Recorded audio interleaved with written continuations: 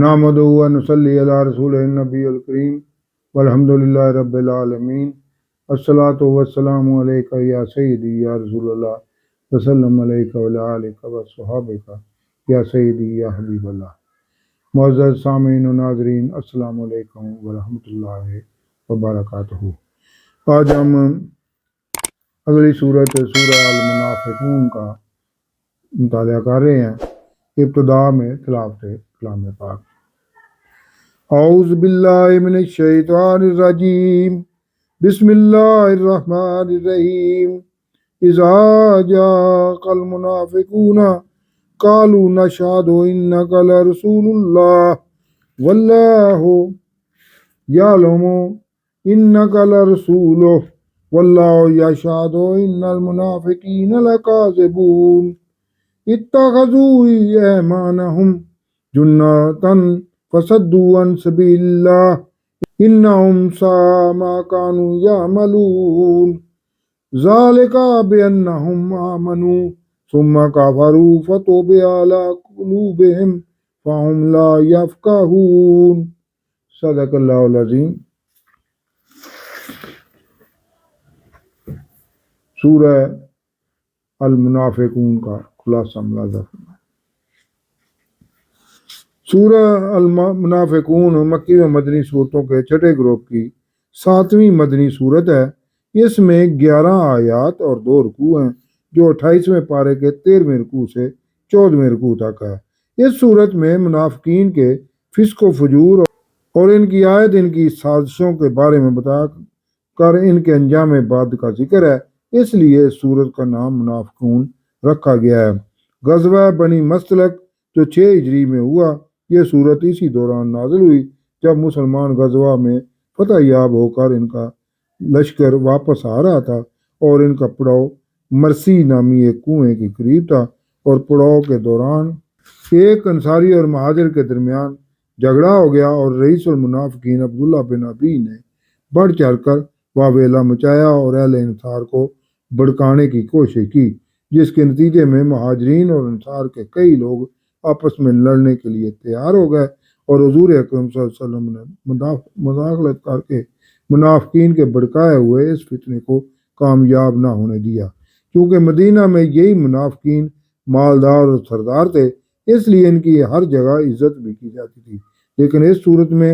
اہل ایمان کی حوصلہ افزائی کے لیے ان کو بتایا گیا ہے کہ جو منافق تمہیں بڑے وفادار اور اچھی شخصیت کے نظر آ رہے ہیں، وہ اندر سے کھوکھلے ڈر اور خوف کا شکار ہیں، اور انہوں نے جھوٹی قسموں کو اپنی جان چھڑانے کے لیے اپنا شعار بنا رکھا ہے، اور حضور اکرم صلی اللہ علیہ وسلم سے بغض اور عناد اور غرور اور تکبر کی وجہ سے یہ اپنی غلطی کو تسلیم کرنے کو تیار نہیں، اور اسی لیے حضور اکرم صلی اللہ علیہ وسلم کے پاس آ کر اپنی غلطیوں کی معافی طلب نہیں کرتے۔ اس صورت کے پہلے رکوع میں منافقین کے مختلف پہلو اور ان کی وجہ سے پیدا ہونے والے خطرات کی نشاندہی کی گئی ہے کہ منافقت کی وجہ سے ہی ان میں اللہ کے رسول صلی اللہ علیہ وسلم اور مسلمانوں کے خلاف سخت مخالفت پیدا ہو جاتی ہے، جو نسل انسانی کے لیے ہلاکت خیز ہے۔ دوسرے رکوع میں اہل ایمان کو خبردار کیا گیا ہے کہ انہیں منافقت کی اس لا علاج مرض سے بچنے کے لیے کون کون سی احتیاطی تدابیر کرنی چاہیے۔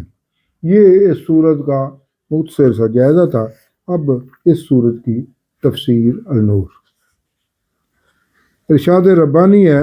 جب منافق آپ صلی اللہ علیہ وسلم کے پاس آتے ہیں تو کہتے ہیں کہ ہم گواہی دیتے ہیں کہ آپ صلی اللہ علیہ وسلم اللہ کے رسول ہیں، اور اللہ جانتا ہے کہ آپ صلی اللہ علیہ وسلم بے شک اللہ کے رسول ہیں، اور اللہ گواہی دیتا ہے کہ یہ منافقین جھوٹے ہیں۔ یعنی منافقین زبانی طور پر آپ صلی اللہ علیہ وسلم کی رسالت کی گواہی دے رہے ہیں، جبکہ ان کے دل ان کی گواہی کو قبول نہیں کر رہے، اس لیے یہ جھوٹے ہیں۔ منافقت دراصل جھوٹ سے ہی پیدا ہوتی ہے۔ انہوں نے اپنی جھوٹی قسموں کو ہی ڈال بنا رکھا ہے، وہ اللہ کی راہ سے روک گئے ہیں، جھوٹی قسمیں کھا کھا کر جہاد فی سبیل اللہ سے روک چکے ہیں۔ یہ بہت برا کام ہے جو یہ منافقین کر رہے ہیں، یعنی جھوٹ کے بعد جھوٹی قسمیں منافقت کی دوسری نشانی ہے۔ یہ اس لیے کہ وہ شروع میں ایمان لائے پھر کافر ہو گئے، یعنی ان کا ایمان لانا شعوری نہیں تھا، सिर्फ धोखा दही के लिए उन्होंने ईमान लाने का ढोंग रचाया था। तो इनके दिलों पर मुनाफिकत की वजह से मोहर सबत कर दी गई है। अब उन्हें कुछ सुझाई नहीं दे रहा, यानी अगर इनकी ईमान को समझने और कबूल करने की सलाहियत ही खत्म कर दी गई है। जब आप सल्लल्लाहु अलैहि वसल्लम इन्हें देखते हैं तो इनके जिस्म आप सल्लल्लाहु अलैहि वसल्लम को अच्छे लगते हैं, यानी वो अच्छी शख्सियत के मालिक नजर आते हैं। और अगर वो बात करते हैं तो आप सल्लल्लाहु अलैहि वसल्लम इनकी बात गौर से सुनते हैं, यानी वो माशरे में साहिब हैसियत माने जाते हैं। लेकिन वो दीवार के साथ लगाई हुई सूखी लकड़ियां की तरह हैं, यानी मुनाफिकीन आप सल्लल्लाहु अलैहि वसल्लम के सामने मौजूद तो होते हैं और आप सल्लल्लाहु अलैहि वसल्लम इनकी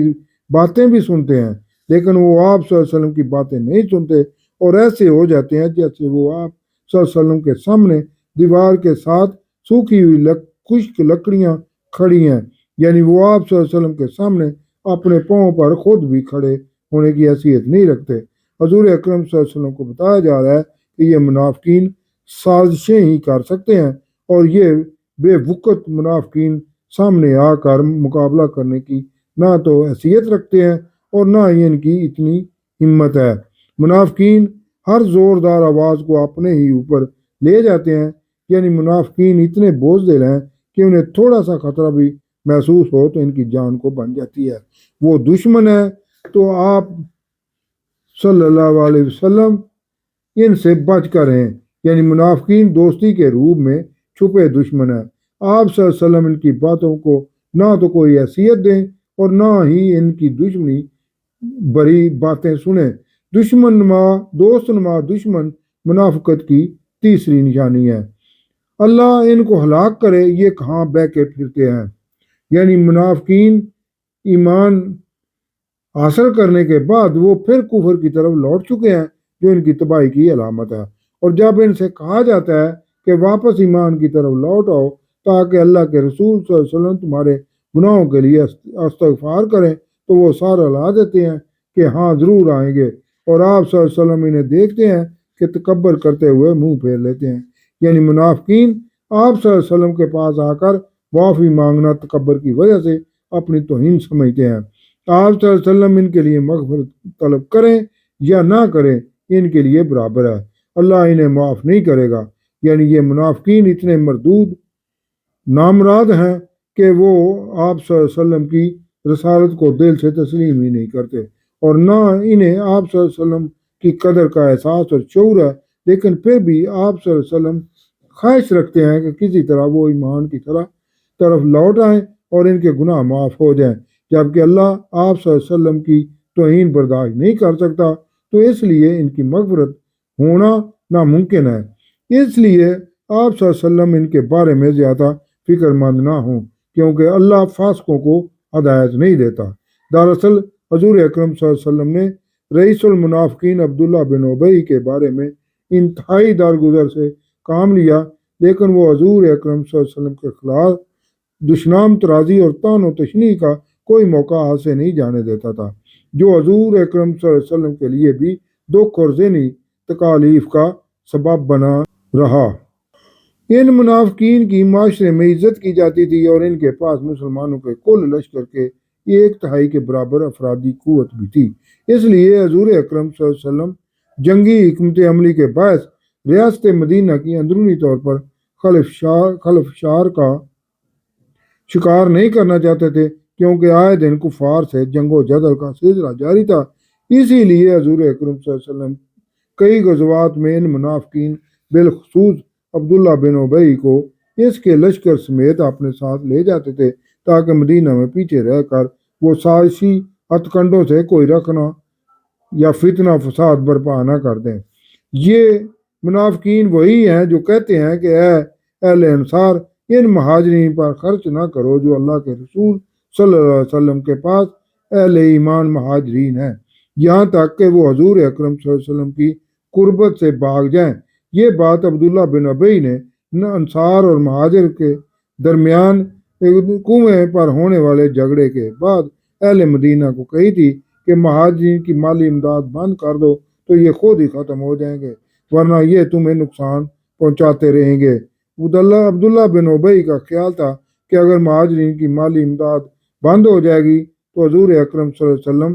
کے ارد گرد جمع ہونے والے اہل ایمان جانسار خود ہی آپ صلی اللہ علیہ وسلم سے کنارہ کش ہو جائیں گے، جس کے نتیجے میں دعوت و تبلیغ اور جہاد و قتال کا سلسلہ خود ہی ختم ہو جائے گا۔ عبداللہ بن ابی کا یہ خواب کبھی پورا نہ ہو سکا اور نہ ہی پورا ہونا تھا، اور اللہ کے ہیں آسمان اور زمین کے تمام خزانے، یعنی اللہ جسے چاہے عطا کرے۔